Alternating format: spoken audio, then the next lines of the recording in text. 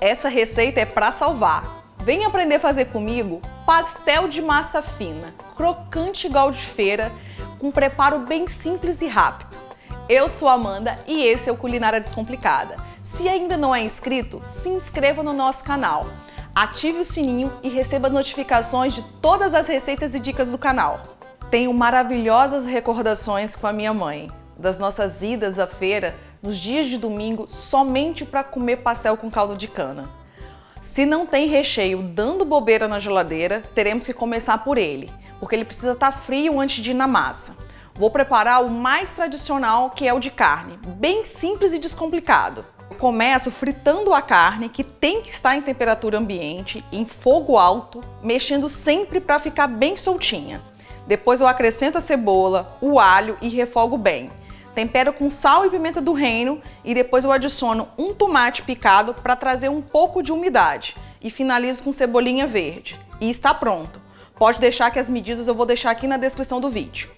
A carne já está esfriando, mas eu vou deixar várias opções de recheio para vocês na descrição desse vídeo, desde os mais básicos, como queijo, calabresa, as combinações mais deliciosas, como queijo brie com damasco, palmito com bacalhau e também as opções doce, como banana com canela, que é a minha predileta. Para nossa massa, eu vou começar colocando aqui 2 xícaras de chá de farinha de trigo, que equivale a 250 gramas, tá, gente? Uma informação muito importante para o sucesso dessa receita também é o tipo de farinha que você vai utilizar. Eu não gosto muito de mostrar marca aqui nos preparos, mas eu já adotei como regra, tanto para bolo, para massas, o tipo de farinha de trigo que tem um percentual de proteína acima de 5%. Vocês conseguem identificar aqui nessas informações nutricionais. Essa daqui tem 6,4 gramas. Sempre vem escrito farinha de trigo puríssima, gourmet, mas o importante são as informações nutricionais aqui da embalagem. Nem sempre, gente, costuma ser uma farinha mais cara, tá? Vocês vão perceber que existem farinhas mais baratas, que tem o percentual de proteína acima, que vale super a pena vocês adquirirem. Já vou colocar aqui 2 colherzinhas de sopa de óleo, eu tô usando óleo de girassol, equivale a 35 ml, uma pitada de sal, aproximadamente meia colherzinha de chá. E aqui, gente, eu tenho 100 ml de água. Eu vou dar uma aquecidinha no micro-ondas por 10 segundinhos somente.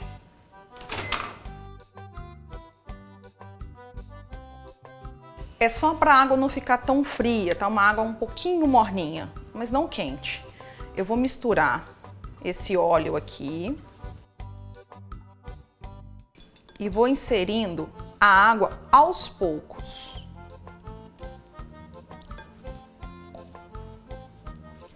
Vai ficando uma farofinha molhada. O importante é misturar tudo muito bem. Depois mais um pouquinho. De todos os testes que eu fiz aqui na minha cozinha, até para testar o uso da cachaça, eu não senti diferença nenhuma. Ao contrário, ficou até uma massa um pouco mais úmida. Já está começando a ficar mais umidazinha. E eu já vou começar a mexer com as mãos. A água a gente tem que ir colocando aos poucos, porque a absorção da farinha de trigo depende de marca para marca. Então pode ter uma que vai reter mais líquido, tem outra que não vai reter tanto líquido, por isso que a gente tem que colocar aos poucos. Quando vai chegando a esse ponto de desprender das mãos, a gente tira da tigela e já coloca na bancada. E vamos sovar. Sovar bem essa massa.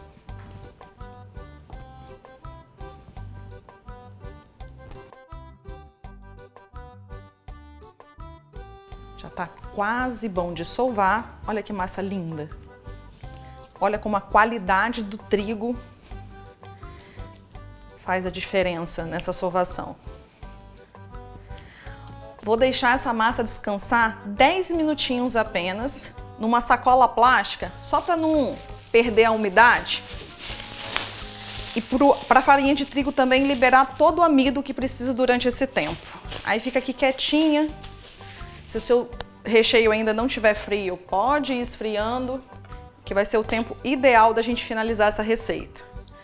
E fica aí que tem a dica ainda do armazenamento dessa massa, para você deixar prontinha na geladeira. Se vocês forem fazer para a família inteira, é só dobrar a quantidade de ingredientes, tá? Aqui deve servir aqui umas 4 pessoas com fome, depende do tamanho do pastel também.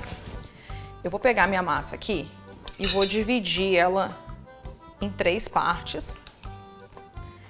Tem uma regra de padeiro que diz que a gente não pode rasgar a massa e somente cortar. Tô tentando seguir, né? Essa farinha de trigo é tão boa que ela nem gruda na bancada. Vou passar aqui o rolo para abrir, deixá-la bem fininha. Mas caso você vá utilizar outro tipo de farinha aí com percentual de proteína menor e você vê que está grudando aqui na bancada, ao invés de você usar mais farinha de trigo, que vai deixar a massa um pouco mais ressecada, uma dica super bacana que eu até utilizei nos meus testes é polvilhar amido de milho, a famosa maisena, que ela não vai reter umidade, vai desprender da bancada e você vai poder trabalhar com a sua massa maravilhosamente bem. É muita dica boa nesse canal, né? Que massa linda! E abre. Se você não tiver um rolo de massa na sua casa, é só usar uma garrafa, alguma coisa redonda que você possa ir abrindo assim.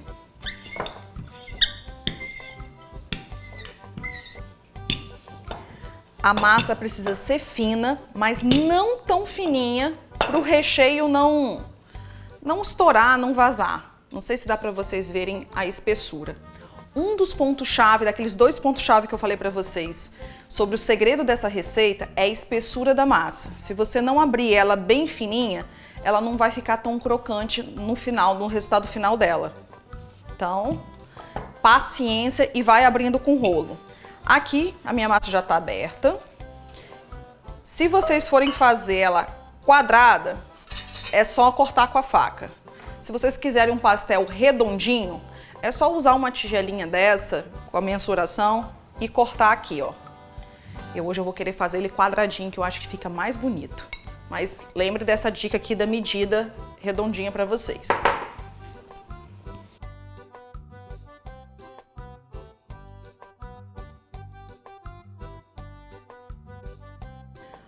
Olha como o recheio tá bem sequinho. Isso é muito importante para nossa massa continuar bem crocante na hora de fritar. Bastante recheio, que pastel de vento ninguém merece. Eu não gosto de usar esses cortadores aqui. Eu acho muito mais prático e confiável o famoso garfo.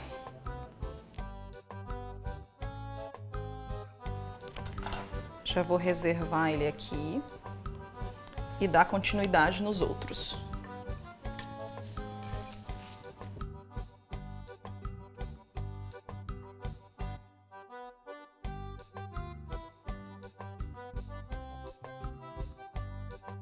Essa é a última parte da massa. Eu vou fritar toda ela porque a gente tá com muita fome por aqui. Mas eu quero ensinar para vocês como armazenar isso na geladeira caso você queira fritar um dia até 2 dias depois. Eu peguei esse último pedaço aqui de massa, eu pego uma sacola plástica, cortei ela, vou abrir ela aqui. Você bota ela por cima, com jeitinho. Opa, tá escorregando.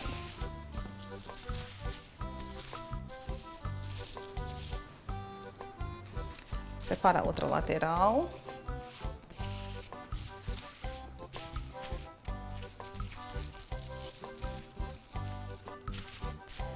Pega o outro lado da sacola, coloca por cima e pode passar o rolo por cima dela também. Além de ser uma ótima dica de armazenamento, ela pode também servir para facilitar você abrir a massa entre os 2 plásticos, para não ficar prendendo na bancada. Aí você vai abrindo e afinando. Você pode já armazenar ela cortada É só levantar o plástico de cima e já cortar as beiradinhas delas aqui, como eu vou fazer. Deixar bem uniforme.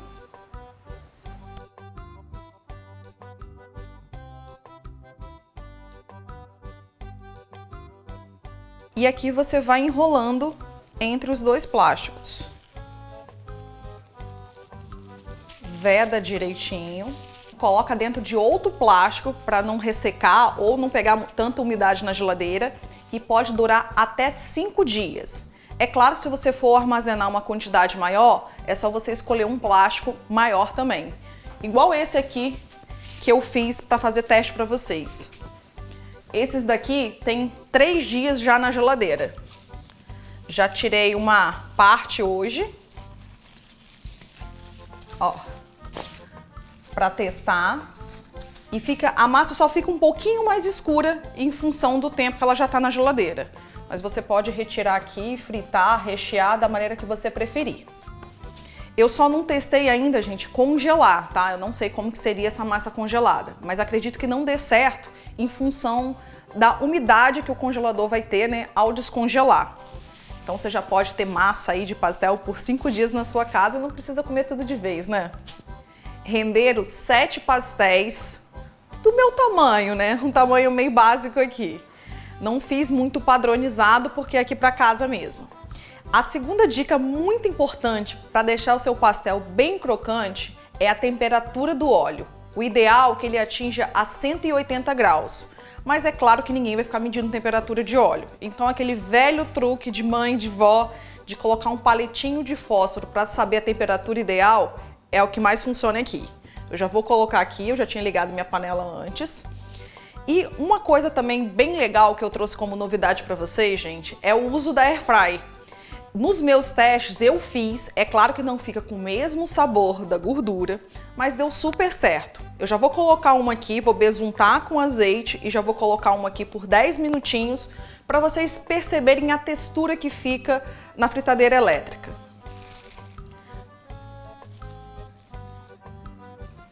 Vou abrir aqui, pegar um pouquinho de azeite, botar aqui por cima. Besunto de um lado.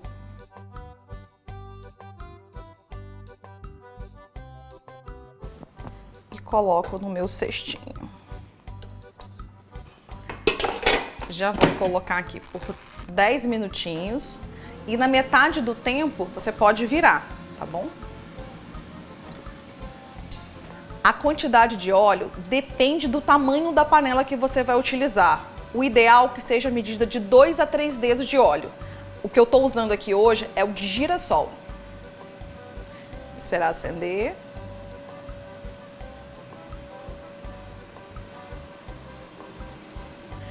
Acendeu, está na temperatura ideal. Eu já vou pegar meu pastel. Delicadamente. E vamos jogando a gordura por cima. Quando a gente joga a gordura assim por cima, ele vai ficando mais fofinho. Olha as bolinhas se formando. É isso que deixa a nossa massa bem crocante. Opa! Vamos virar. Outro lado. Viu como a temperatura do óleo é ideal para deixar ele bem crocante? Já vou tirar ele aqui.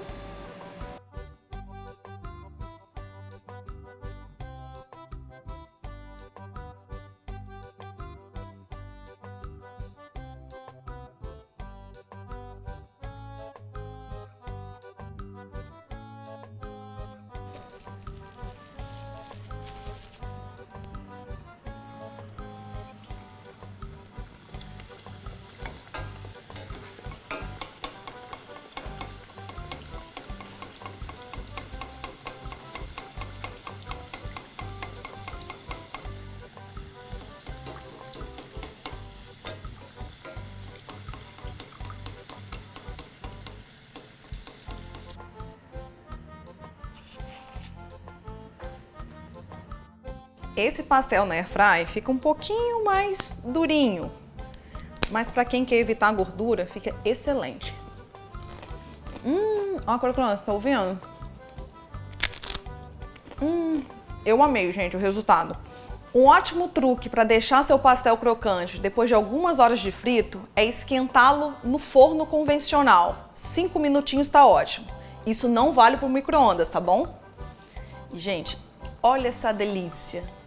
Frito no óleo também é muito bom, né? Coxinha de infância. Muito bom mesmo. Dona Liane Quinta, essa é pra você. Eu já vou ficando por aqui e até o próximo vídeo. Pra você que gosta também de pastel, temos a opção do pastel assado e do empadão de frango. Não deixe de conferir.